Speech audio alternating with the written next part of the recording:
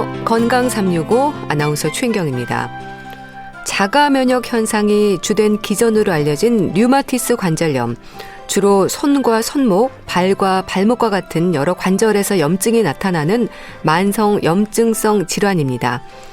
정확한 원인은 아직 밝혀지지 않았는데요. 평생 관리가 필요한 질환이죠. 많은 분들이 퇴행성 관절염과도 혼동하지만 원인부터가 전혀 다르기 때문에 구분할 필요가 있다는 지적인데요. 류마티스 관절염의 증상과 진단, 그리고 치료와 함께 이어지는 일상의 관리까지 자세히 알아봅니다. 그리고 건강을 지키기 위해서 늘 강조되는 부분이죠. 면역력. 면역력을 높이기 위한 방법에 대해서도 함께 생각해 보겠습니다. 건강 365 이상은의 비밀의 화원 듣고 시작하겠습니다. 관절염이라는 이름 때문일까요? 퇴행성 관절염으로 나름 진단하는 경우가 많은 질환이 류마티스 관절염입니다. 글쎄요, 증상도 비슷한 걸까요? 한양대학교 병원 류마티스 내과 성윤경 교수와 함께합니다. 교수님 안녕하세요. 네, 안녕하세요. 네. 교수님, 류마티스 관절염에 대해서는 여전히 좀 인식이 부족한 걸까요? 퇴행성 관절염으로 나름 짐작하는 분들이 많은데 전혀 다른 질환인 거죠. 네, 기본적으로 두 가지는 다른 질환입니다. 류마티스 관절염은 우리 몸을 방어하는 역할을 하는 면역체계가 우리 몸의 관절을 공격해서 온몸의 관절에 염증을 나타내는 질환이고요. 퇴행성 관절염은 많이 쓰는 것과 상관이 있습니다. 주로 많이 발생하는 연령대가 50대, 60대다 보니까 두 질환을 혼동하는 경우가 많이 있는 것 같습니다. 자가 면역 질환이라는 게 일단 참 무서운데요. 근데 류마티스 관절염 진단을 받는 환자들이 늘고 있다고 들었습니다. 그런가요? 일반적으로 류마티스 관절염 환자가 전 국민의 한 0.5% 정도로 알려져 있고요. 예. 그 일부 국가에서는 한 1%까지도 보고되고 있습니다. 예전보다는 젊은 환자에서 진단되는 경우가 많은데요. 네. 사실 류마티스 관절염이 초창기에는 관절 통증이 있다 없다를 반복하는 속성이 있습니다. 그래서 조금 최근에는 이런 젊은 시기에 진단이 많이 되는 영향이 있지 않을까 생각을 하고 그리고 이제 한번 진단되면 질병은 계속되는 것으로 볼 수 있으니까 유병 환자는 늘어날 수밖에 없는 거죠. 또 남성보다 여성 환자가 많다는 것도 사실인가요? 여성이 약 70-80% 정도 된다고 보시면 됩니다. 또 흡연자나 잇몸 질환을 앓고 있는 분들에게도 류마티스 관절염의 위험이 있다는 말도 있습니다. 이건 어떨까요? 이것은 다소 오해의 소지가 있는 말씀인데요. 흡연하면 류마티스 관절염이 생긴다거나 잇몸 질환이 있으면 생긴다는 의미는 아닙니다. 단지 류마티스 관절염이 있는 사람과 없는 사람을 비교해 봤을 때 간접 흡연을 포함한 흡연 경력이 있거나 잇몸 질환이 있는 사람의 비중이 높았다는 의미입니다. 따라서 이런 것들이 발병에 관여하고 있지 않을까 하고 생각하고 있고 실제로 흡연하거나 잇몸 질환을 앓은 분들에게 특정 항체가 잘 만들어진다라는 것으로 그 관련 있는 상황으로 설명이 되기도 합니다. 네. 그런데 교수님, 이 퇴행성 관절염으로 불리는 골관절염과 류마티스 관절염은 이름부터가 좀 다른데 증상은 어떻습니까? 구별되는 특징적인 증상들이 있을까요? 사실은 이 부분은 제가 전문의로서의 노하우에서 여기서 공개를 해도 되겠죠. 예. 그래서 저는 크게 세 가지를 이야기합니다. 관절이 아픈 부위, 그 다음에 아픈 시기, 그 다음에 부수적인 증상, 이 세 가지인데요. 손가락에서, 예를 들면 손이 아프다라고 했을 때 손가락에서도 끝마디의 통증은 퇴행성 관절염인 경우가 많고요. 그 다음에 두 번째 마디나 손과 붙어있는 마디는 류마티스 관절염일 가능성이 많습니다. 그 두 번째는 퇴행성 관절염이 일을 많이 하고 난 다음에 저녁에 통증이 있는 반면에 류마티스 관절염은 아침에 통증이 심합니다. 세 번째로 조조강직이 오래 간다든가 마디에 주름이 안 보일 정도로 붓는 경우 단순한 통증만 있는 게 아니라 이런 부수적인 증상이 있으면 류마티스 관절염 가능성이 많습니다. 조조강직, 그러니까 아침에 특히 손마디가 뻣뻣해지는 건 왜 그런 건가요? 되게 많은 분들이 그 조조강직 호소하시거든요. 그런데 그냥 퇴행성 관절염 때도 조조강직을 호소하시는 분도 있습니다. 근데 류마티스 관절염은 기본적으로 관절염을 일으키는, 염증을 일으키는 인터루킨 6, 인터루킨 6이라는 염증 물질이 새벽녘에 가장 활발하게 분비가 됩니다. 그래서 그 새벽에 조금 뻣뻣한 게 더 강하고요. 아침 8시경이 되면 몸에서 자연적으로 우리 스테로이드 호르몬이 분비가 되거든요. 네. 그러면서 이제 그 뻣뻣한 게 완화가 됩니다. 참 대부분의 질환에서 조기 발견의 중요성이 강조가 됐는데요. 류마티스 관절염도 아무래도 초기 치료가 중요하겠죠. 매우 중요하죠. 특히 관절염의 염증 시기가 지나고 나면 관절의 연골이 손상되고 변형이 오기 때문에 그렇습니다. 이런 뼈와 관절의 변화가 오고 나면 다시 원상 회복이 안 되기 때문이죠. 그럼 조기 발견이라는 건 관절의 변형이 오기 전을 말하는 건가요? 관절의 변형이 오기 전을 조기 발견이라고 할 수 있느냐? 저는 동의합니다. 다만 이제 사람마다 변형이 오는 속성이 매우 다르거든요. 어떤 분들은 굉장히 빨리 진행돼서 한 3개월 내에 오는 경우도 있고 어떤 분들은 뭐 2년, 3년 지나서 오는 경우도 있습니다. 따라서 요즘은 처음 증상이 나타나고 나서 1년 이내 혹은 6개월 이내로 정리하기도 합니다만 첫 증상을 찾기가 되게 어려운 경우도 많아서 변형이 오기 전에 발견됐다면 조기 발견이라고 할 수도 있을 것 같습니다. 네. 자, 그렇다면 교수님, 치료에 있어서도 좀 이해가 필요하지 않을까 싶은데요. 면역 체계의 이상으로 발생하는 염증이 원인이라면 단순히 통증 관리만 중요한 건 아닐 것 같은데 어떨까요? 네, 맞습니다. 일반적인 소염제로 통증은 어느 정도 조절이 되거든요. 이것이 조기 진단을 어렵게 만드는 이유이기도 합니다. 통증이 줄어드니까요. 다만 기본적으로 자가 면역 질환은 그 결과인 염증의 조절만으로는 개선되기가 힘들고 지속적인 면역 반응이 일어날 수 있기 때문에 초창기부터 첫 치료 때부터 그 면역 조절과 관련된 치료 계획이 중요합니다. 그런 목적으로 사용되는 약제들을 단순한 면역 억제제라고 표현하지 않고요. 류마티스 관절염에서는 항류마티스 약제, 항류마티스 제제란 용어를 씁니다. 그래서 항류마티스 약제도 매우 다양하게 개발돼서 일반 화학약품 외에도 특정 염증 물질만을 치료의 목표로 삼는 표적 치료제도 개발이 되어 있습니다.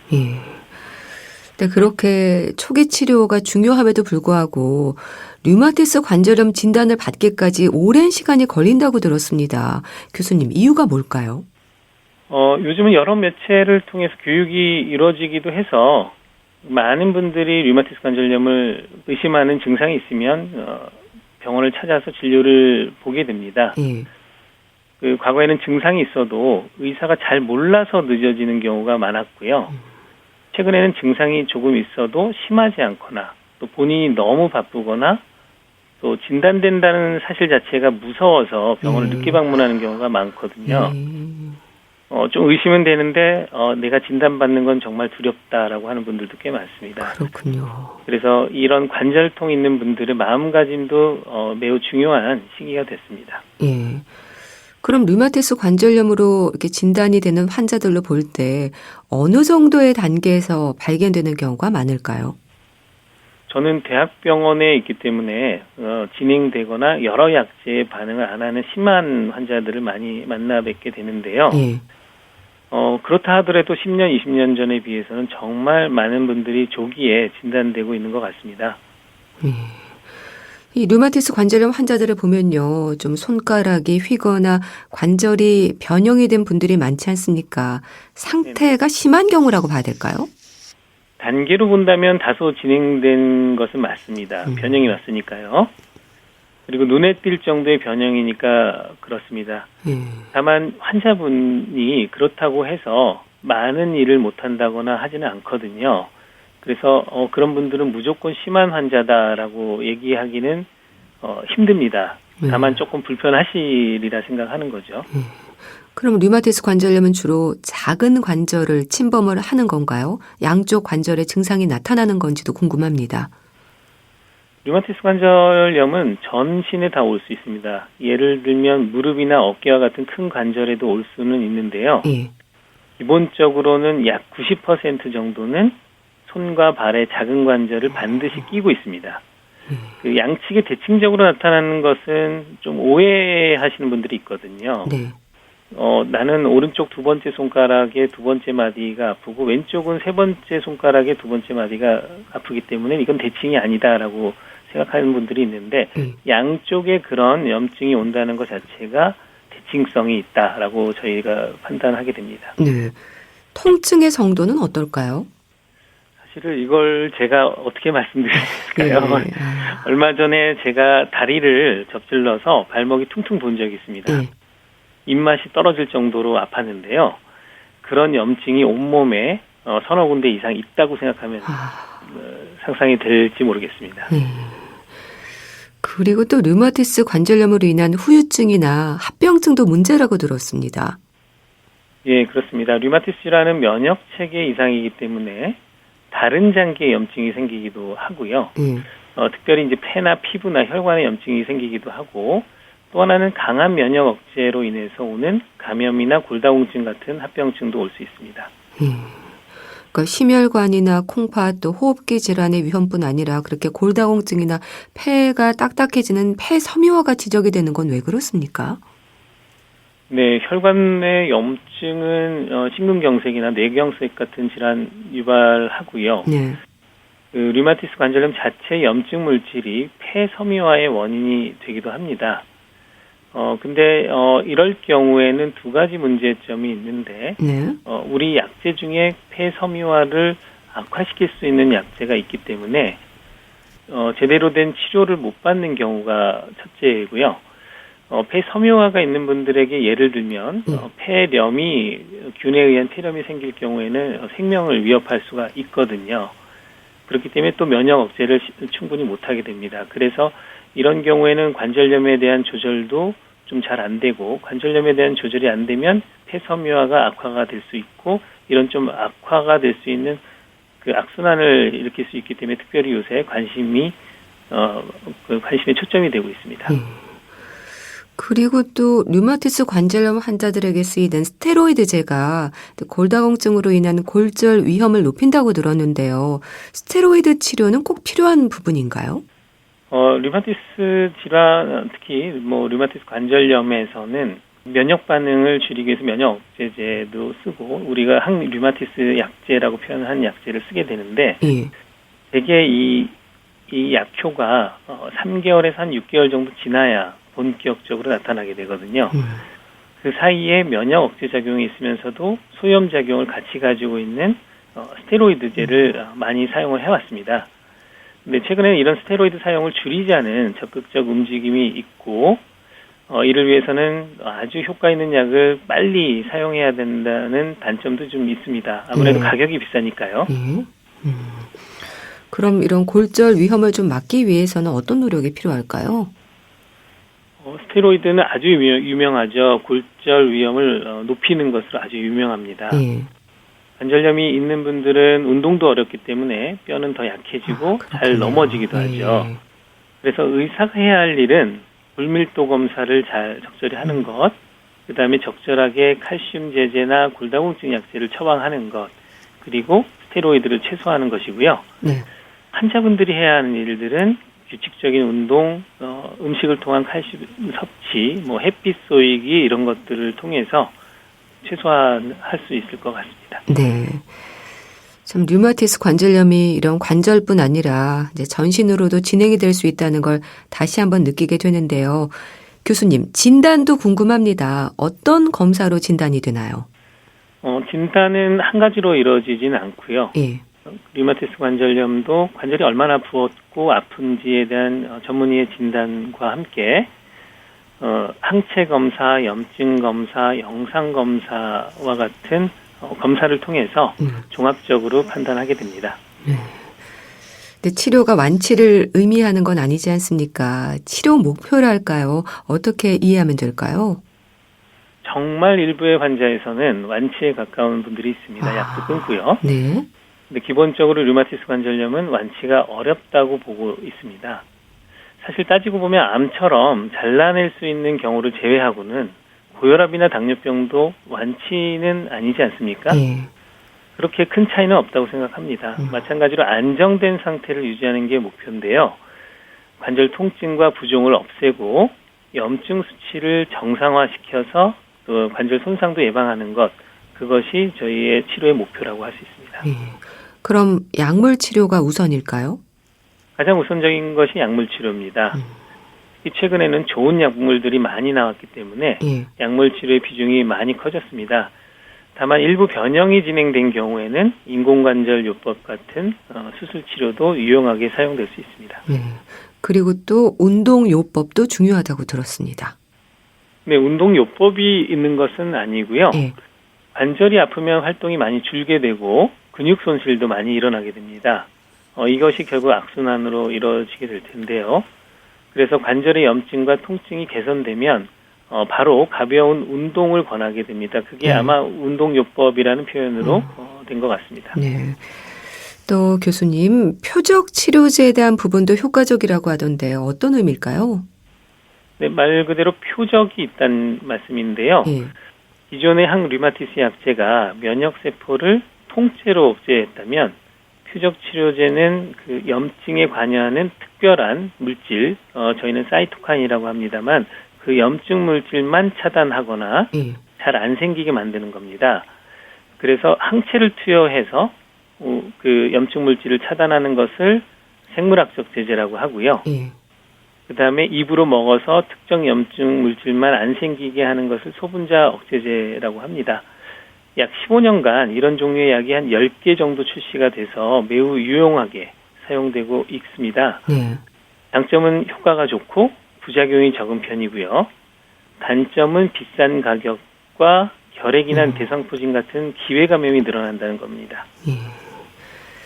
이 류마티스 관절염 환자들은 평생 치료를 해야 하는 거죠. 약물 치료의 부작용에 대한 걱정은 없는 건가요? 이것은 정말 환자분과 의사가 모두 고민하는 부분이고요. 일부 약은 오래 사용함에 따라서 부작용의 위험이 누적되는 경우도 있지만 대부분 그렇지는 않습니다.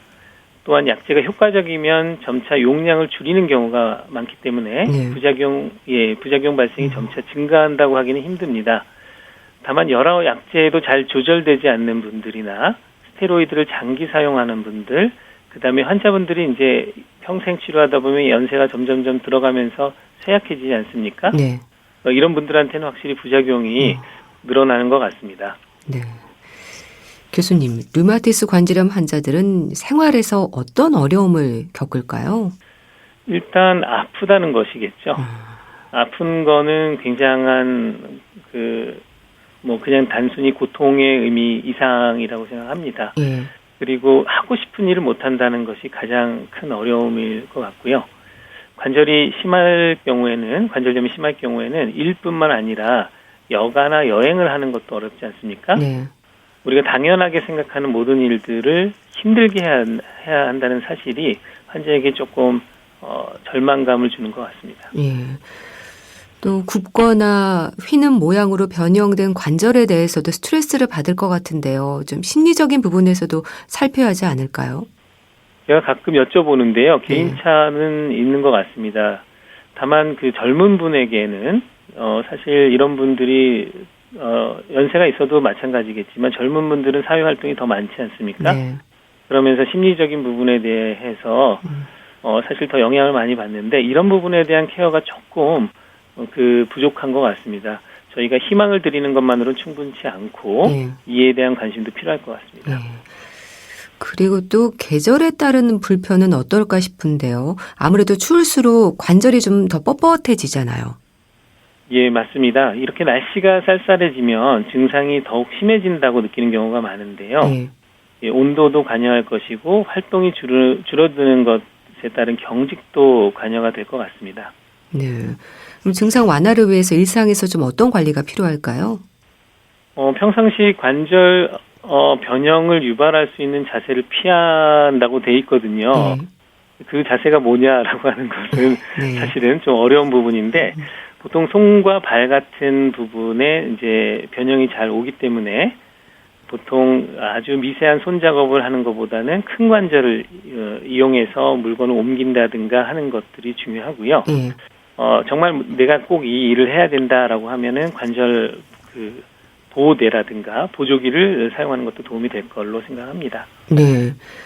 약물 치료는 물론이고 수술적 치료를 받은 분들도 정기적으로 진료를 받아야 하는 건 필수적이겠죠? 네, 물론입니다. 전신질환이라서 일부 관절을 수술을 해서 그 관절을 제거했다고 해도 다른 관절이 낫는 것은 아니니까요. 계속해서 진료와 치료를 받아야 됩니다. 네. 자, 교수님, 류마티스 관절염의 조기 발견을 위해서는 이제 의심 증상에 관심을 가져야 할 텐데요. 검사를 받아볼 필요가 있는 증상들에 대해서도 좀 짚어주세요. 네, 손마디가 붓고 아픈 경우, 특별히 여러 관절이 그런 경우가 가장 중요합니다. 아침 조조강직은 이런 관절의 붓기와 함께 있을 때 정말 류마티스 관절염일 가능성이 높습니다. 손가락 외에도 조금 강조하고 싶은 관절은 손목입니다. 손목 통증이 오래 갈 경우, 특히 양쪽에 다 손목 통증이 있을 경우에는 꼭 진료를 받아보시기를 권합니다. 네, 말씀 잘 들었습니다. 오늘은 류마티스 관절염에 대해서 알아봤는데요. 한양대학교 병원 류마티스 내과 성윤경 교수와 함께했습니다. 감사합니다. 네, 감사합니다. KBS 라디오 건강365 함께하고 계신데요. 가인 조건의 우리 사랑하게 됐어요. 듣고 다시 오겠습니다.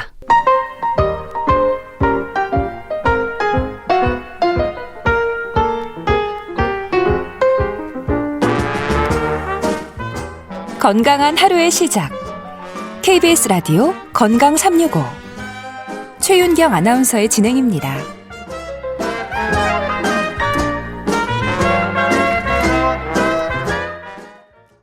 KBS 라디오 건강365 함께하고 계십니다. 외부에서 들어온 병원균에 저항하는 힘, 면역력에 대한 사전적인 설명입니다. 그 어느 때보다 면역력에 대한 중요성이 강조가 되고 있고요. 특히 어르신들 건강에 있어서는 빠짐없이 등장하는 부분이 면역력입니다. 면역력이 좋아야 건강하고 면역력이 떨어지지 않도록 조심해야 하고 또 면역력을 높일 수 있도록 노력해야 한다는데 뭘 어떻게 해야 하는 걸까요? 분당 재생병원 영양내과 백현옥 교수와 함께합니다. 안녕하세요. 네, 안녕하십니까. 네. 교수님, 면역력에 대한 질문도 많이 받고 또 많이 말씀하시죠? 요즘 특히 더 그렇죠. 네. 코로나19가 벌써 2년 돼가잖아요. 그러니까요. 기승은 더블이고요. 뭐 예방접종을 했는데도 걸리고 물론 증상이야 상대적으로 좀 가볍긴 하지만요. 또 정확한 치료제도 없으니까 결국 개개인의 면역력이 중요한 게 아니냐 이런 말씀들 많이 하시죠. 저 면역력 뭐 중요하다는 건 알겠는데요. 도대체 면역력이 뭘까? 뭐 돈 주고 살 수 있는 것도 아니고 말이죠. 어떻게 설명이 될까요? 돈 주고 산다는 말 너무 재밌네요. 결국은 뭐랄까 이제 생체를 보호하는 기능 중에 외부의 자극으로부터 생체를 보호하는 기능이라고 말을 할 수 있는데요. 이것도 뭐냐 싶잖아요. 그러니까 결국 자신하고 자신이 아닌 것을 몸 안에서 구별을 해서 외부의 침입을 막아주니까 뭐 일종의 생존을 위한 필수 능력이라고 할 수 있겠죠. 근데 그런 개개인의 인체의 능력인데 돈 줘도 못 사겠죠. 그러니까요. 그렇다면 교수님, 면역력이 높고 낮음은 어떻게 알 수 있는 걸까요? 눈에 보이는 게 아니지 않나요? 맞아요. 뭐 우리가 전형적인 왜 면역과 비피랑 그럼 떠오르는 거 있잖아요. 에이즈, 그렇죠? 그런 경우가 있고 또 암 환자들의 항암제 같은 경우는 약물로 인해서 면역계 자체가 손상이 되니까 명확하게 면역력이 약해서 감염에 취약하다라고 할 수 있긴 해요. 근데 그 역시도 우리가 사람 얼굴 쳐다보고 면역력이 높다, 낮다라고 말하지는 않잖아요. 그래서 굳이 검사를 한다면 굉장히 많은 방법은 있지만 저희가 뭐 여러 가지 임상 시험이나 이런 거 할 때는 주로는 소위 NK 세포라고 자연살해 세포라는 것의 농도하고 활성도를 혈액에서 측정해서 평가하긴 합니다. 근데 이거를 뭐 임상에서 누구한테나 다 할 필요는 저는 없다고 생각을 하고요. 그렇다면은 어떤 경우에 면역력이 떨어졌다고 우리가 생각을 할 수 있냐. 이게 이제 뭐 일반적으로 우리 일상에서 나의 면역력이 저하된 거 아닌가 하는 신호라고 할까요? 그런 평소와 좀 다른 증상을 우리가 꼽아볼 수는 있잖아요. 그래서 우선 첫 번째는 왜 입술이나 아니면 입속이나 아니면 질 같은 데 생기는 헐피스 염증, 아니면 뭐 몸 전체 여기저기에 이렇게 곰듯이 생기는 봉화직염 같은 거, 그런 게 자주 생긴다거나 전에와 다르게. 그다음 또 하나는 전과 다르게 자꾸 감기가 걸리고 낫지도 않고 내내 걸려 있다든가, 아니면은 또 음식을 섭취했는데 툭하면 설사 복통이 아주 자주 생긴다거나, 혹은 대상포진 아시잖아요. 그 통증 심한 거. 그런 것들이 동반되면 그냥 일상적으로 우리가 아이고 평소보다 면역력이 저하됐다, 그렇게 얘기를 할 수는 있겠습니다. 이 면역력이 중요한 이유가 뭔가요? 인체에 침입자가 들어왔는데 침입자인지 모르고 그게 그냥 활동하게 둔다면 당연히 생명의 위협을 받겠죠. 따라서 이 면역기관 면역력은 외부의 침입자나 자극으로부터 신체를 보호하는 기능이니까 그 침입자는 사실은 세균일 수도 있고 바이러스일 수도 있고 또 다른 자극일 수도 있긴 합니다. 근데 이렇게 나냐 또는 내가 아닌 것이냐를 인체 내에서 구별을 정확히 해서 외부로부터 들어온 것을 확인한 다음에 그 침입을 막아주는 역할을 담당하니까 결국 하나하나 개체의 생존을 위해서 필수 능력이다라고 얘기를 할 수가 있겠죠. 그러면 생존을 위한 필수적인 능력이라고 한다면 그렇게 누구에게나 있는 타고나는 것도 있는 거네요. 네, 그렇습니다.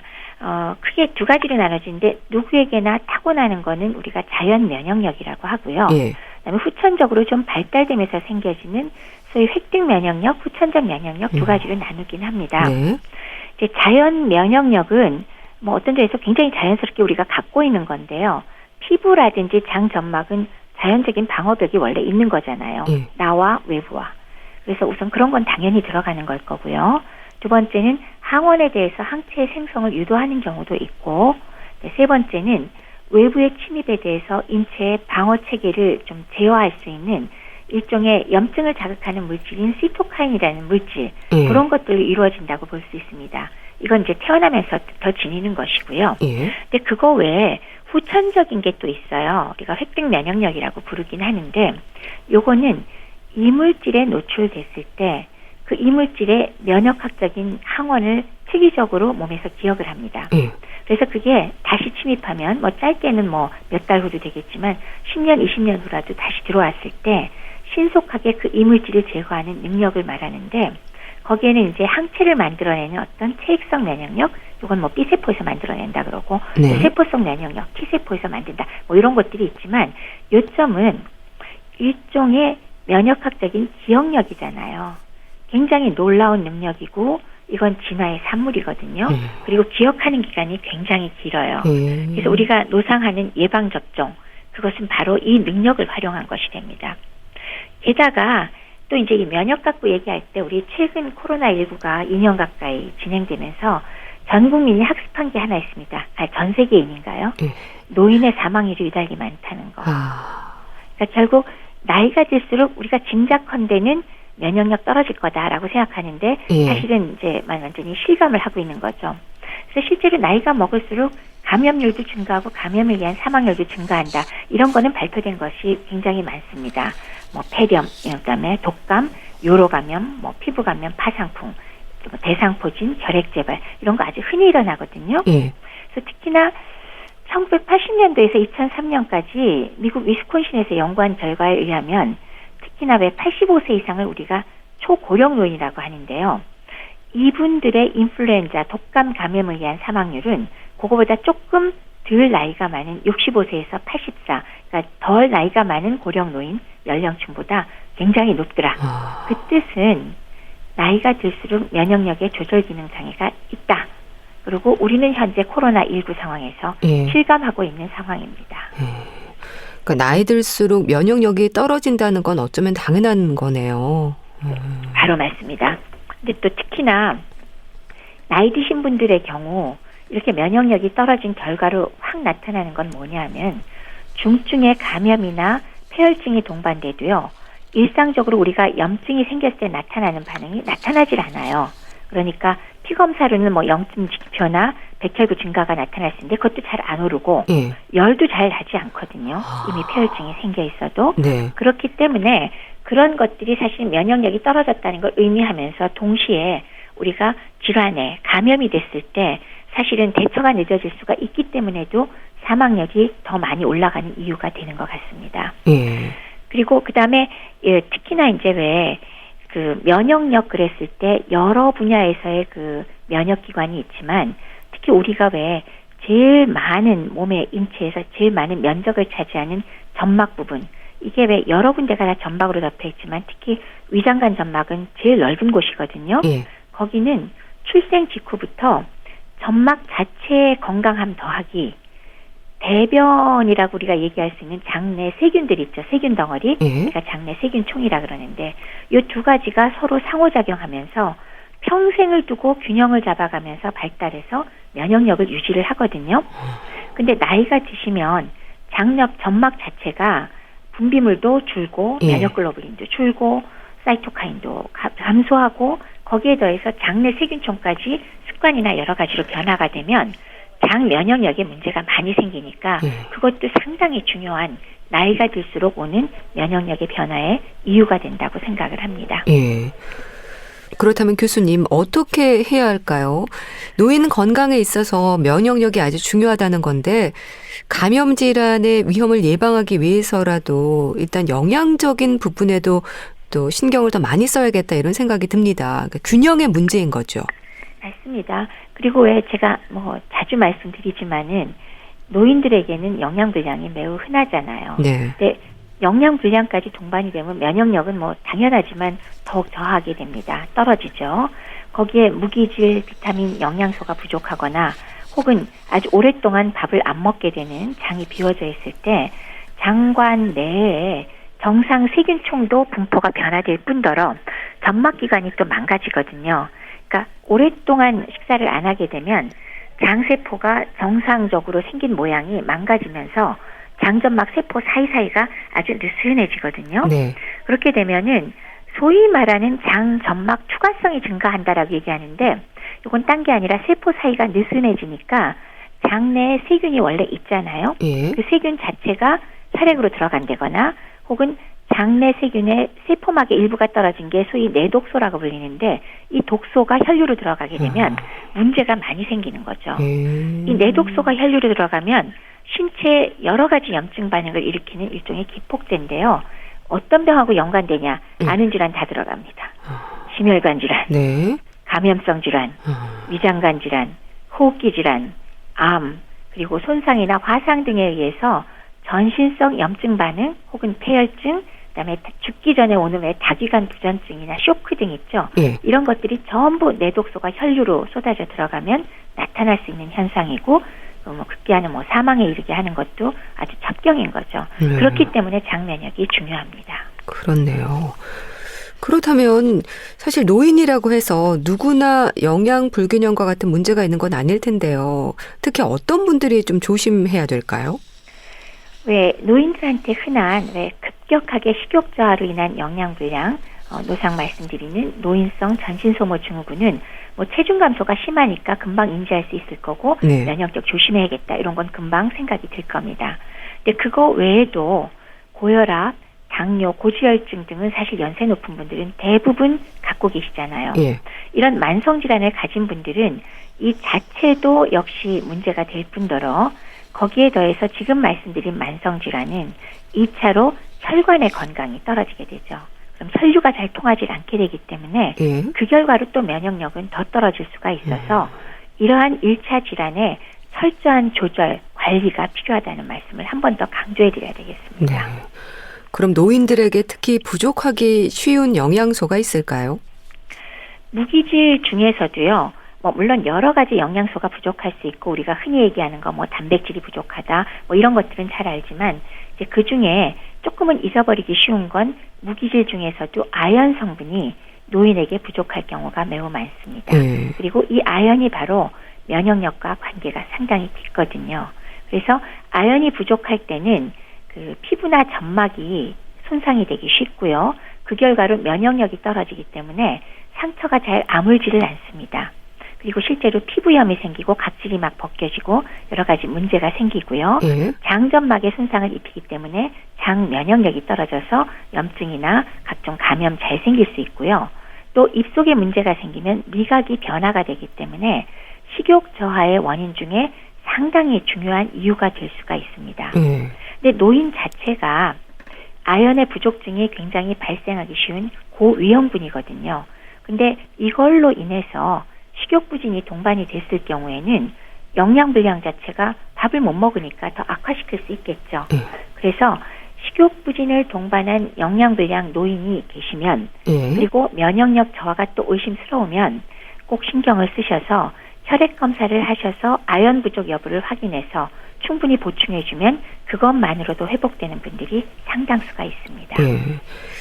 일단 건강검진 결과지를 볼 때 수치들을 잘 살피는 것도 필요하겠네요. 그렇다면 혈액검사 결과로 뭐 아연 부족이라든지 이런 것들을 확인할 수 있는 거죠? 아연 부족은 사실 혈액으로 검사가 가능합니다. 그래서 특히나 아연의 경우는 제가 20년 동안 좀 봐온 결론은 혈액의 농도가 실제로 전신에서 아연이 부족한지 여부 판정에 도움이 됩니다. 그래서 검사를 권장하긴 하는데요. 약간 유감스러운 것은 일반적인 건강검진이나 일반적인 혈액검사에는 아연을 포함시키지 않은 경우가 사실은 많습니다. 그래서 받아온 결과로는 아마 찾기가 어려울 때가 많아서 의심이 될 때 별도의 검사를 아마 하실 필요가 있을 것 같습니다. 앞으로는 바뀔지도 모르겠어요.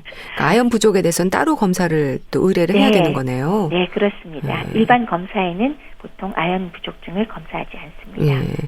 비타민 D는 어떨까요? 비타민 D는 요새 많이 유명해졌잖아요. 그렇죠? 우리나라 분들은 부족한 분들이 상당히 많이 계시고요. 비타민 D는 아시는 것처럼 지용성 비타민이잖아요. 그리고 재미있게도 비타민 종류나 미네랄은 원칙적으로 몸 안에서 합성을 못하지 않습니까? 근데 비타민 D만 인체에서 합성이 가능한 유일한 비타민입니다. 어디서 만드느냐?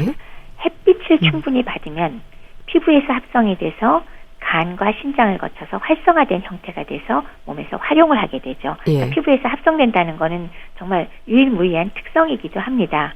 그리고 특히나 노인들의 경우는 아무래도 바깥에서 활동하는 양이 적잖아요. 그래서 햇빛에 노출되는 정도가 적으니까 피부에서 합성량이 감소할 것이다. 그래서 활동량이 적은 게 원인이다. 부족한 원인이다. 라고 하지만은 사실은 그것만은 아닌 것 같아요. 식사로 드시는 양도 감소하고 간과 신장의 기능 저하도 원인이 될 것 같은데 또 그것만이 아니어도 제가 좀 흥미로웠던 것은 밖에서 굉장히 활동을 많이 하시는 분, 햇볕을 엄청 쬐는 분이라도 우리가 일상적으로 원하는 비타민 D의 혈청 농도 30 정도에 미치지 못하는 분을 많이 보기 때문에 물론 이거는 앞으로도 더 많은 연구가 있어야 될지 몰라도 현재까지 우리가 필요한 농도라고 생각하는 정도의 비타민 D를 유지하려고 그러면 햇빛만 많이 쬐는 걸로도 다 되지는 않더라 하는 얘기입니다.